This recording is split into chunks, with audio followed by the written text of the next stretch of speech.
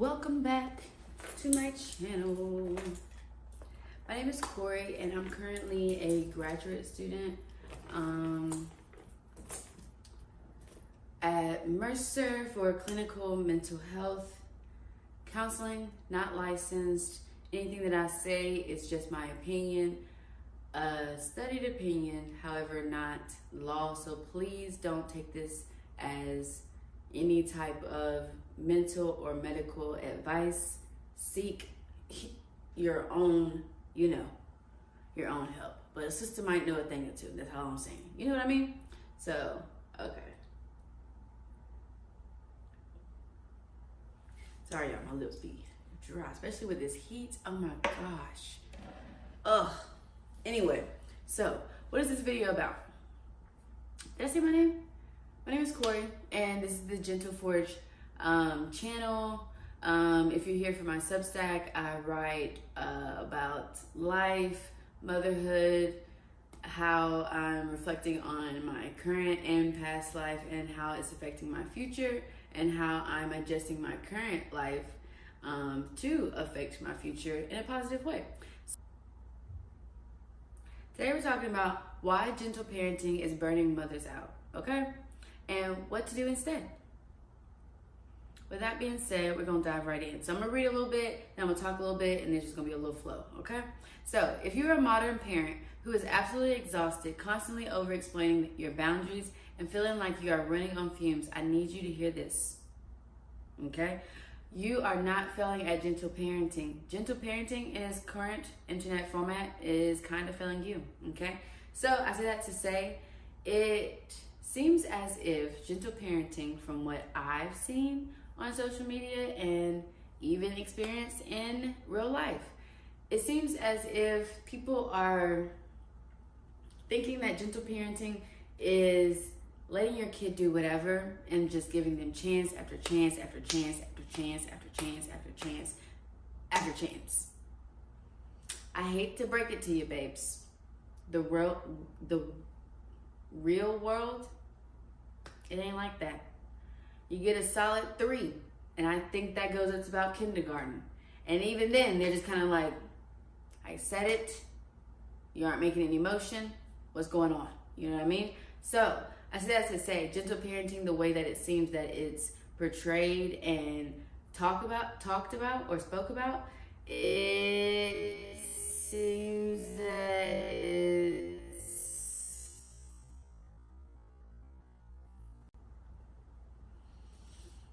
a scapegoat for lazy parenting.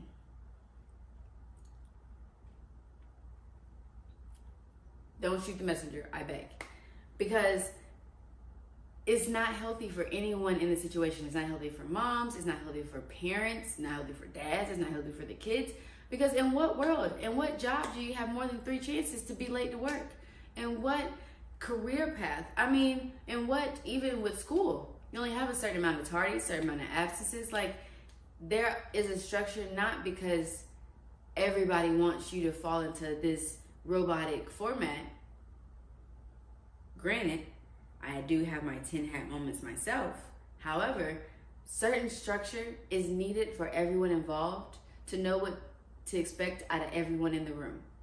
From the children to the adults and everybody in between, okay? So somewhere along the way, we mistook empathy for a lack of structure. We turned mothers into 24/7 emotional shock absorbers at the expense of their own sanity.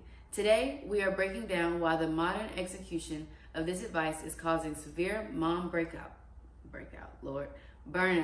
and the exact structural shift you need to make to reclaim your peace, your time, and your home. Okay, so first thing, empathy without boundaries isn't parenting, it's self-sabotage. Basically what I just spoke on.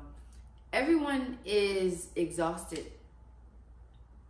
The children, exhausted. They are mentally all over the place. Physically, all over the place. Parents, all over the place. Everybody's all over the place. Somebody has to be the person that comes in here and says, hey,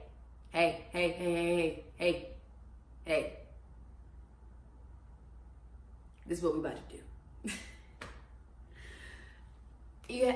you have to provide a structure because it provides expectations, and therefore the boundaries can be set with the understanding of the why already built in.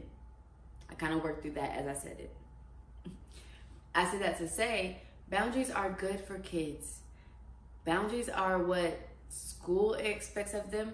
It's what the world expects of them, society, wherever you go. There's a structure, there's guidelines. And anybody who doesn't believe that, I think we can imagine the same places, the same couple of places that they are right now, or they're headed, you know what I mean? So with that being said, structure is it allows expectations, but not only expectations, peace.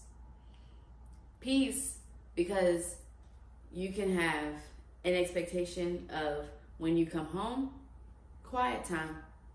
You have a show playing on in the background. I personally like PBS Kids, always quality episodes, and the kids are always in between PBS Kids and maybe building with Legos or coloring in a Minecraft coloring book or Paw Patrol, something, child.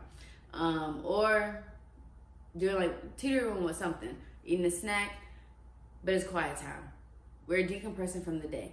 Yes, we interact with each other. I'm maybe on my tablet or just sitting here on my phone, you know, just decompressing. I'm definitely trying to get off my phone, but baby steps, babe, baby steps. Anyway, so that's an expectation. Everybody decompresses. That helps everybody have a certain level of peace that we may not have had if we all came in here on 10 and stayed on 10 until the sun went down. No ma'am, no ma'am. One thing about me, they're not gonna stress me out. These kids are not gonna stress me out. And I'm not gonna stress them out either, but they are not gonna stress me out. And one thing that I found that really helps with that is structure.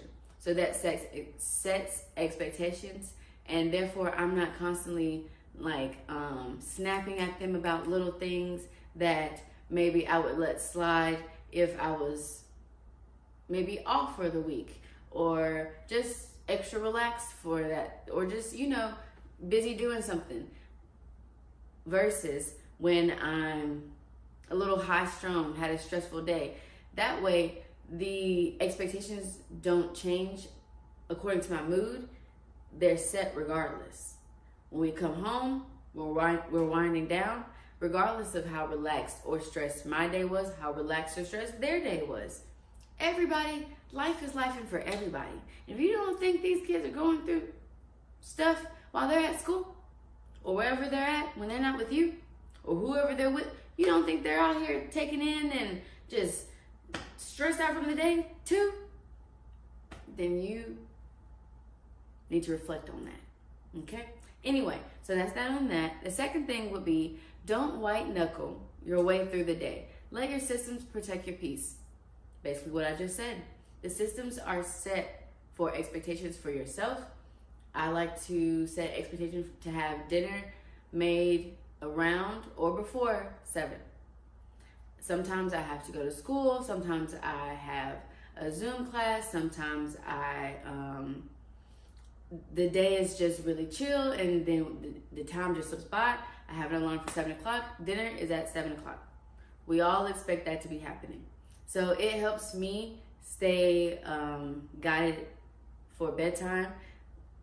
We have dinner, bath, bed, or we have bath, dinner, bed. Either way, they know that's a combination of we're winding down to lay it down, okay? So with that being said, that protects everybody's peace, knowing that they're not asking me when we're having dinner. 7 o'clock, everybody, there's an alarm. I have, well, not an alarm, like a visual timer. I'll link it below, that I'll set. Sometimes they're really antsy for dinner, and they, even after they've had a snack here and at the aftercare, but who am I? So yeah, so I do that sometimes. But even then, dinner's around 7 o'clock, 7:30 at the latest. Even then, we have the timer. because y'all are not going to stress me out asking me.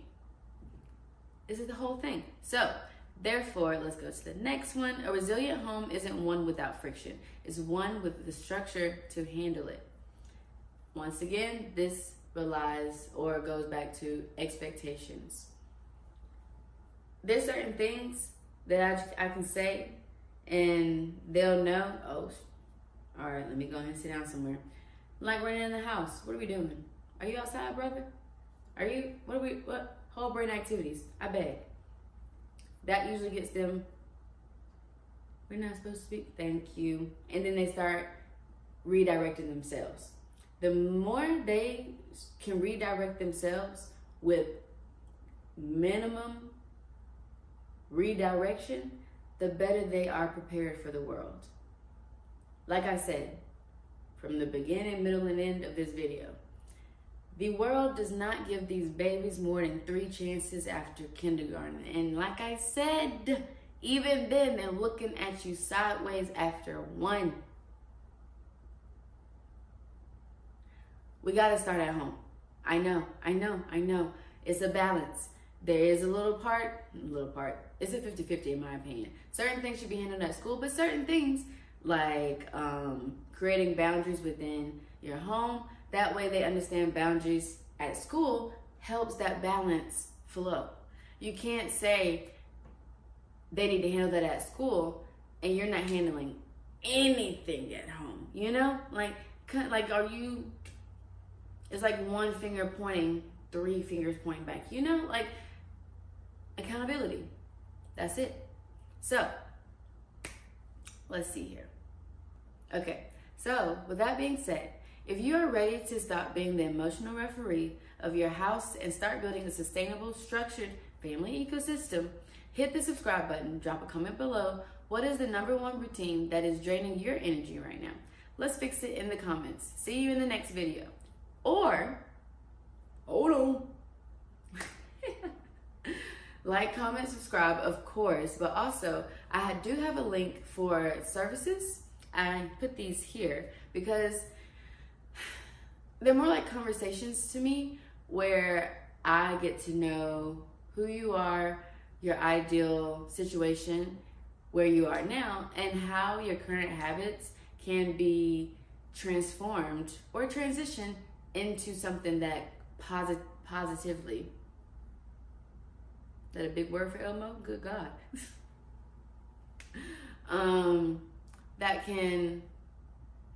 that better align with your future goals, you know? And even talking about your future goals for yourself, for your kids, for your house, the whole 9.